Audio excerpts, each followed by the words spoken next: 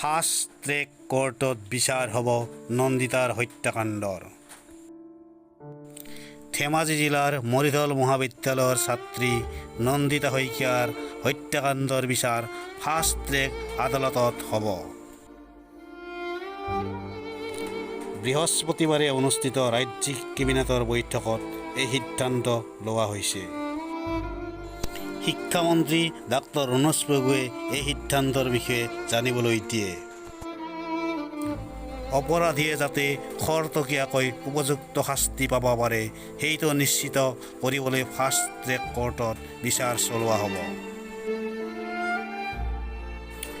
আনহাতে তদন্তৰ তদাৰক কৰাৰ বাবে অসম আৰক্ষীৰ বিশেষ সঞ্চালক প্ৰধান GP সিঙক দায়িত্ব ন্যস্ত কৰা হৈছে বুলি শিক্ষামন্ত্ৰী ডাক্তৰ ৰণোজ পেগুৱে জানিবলৈ দিছে।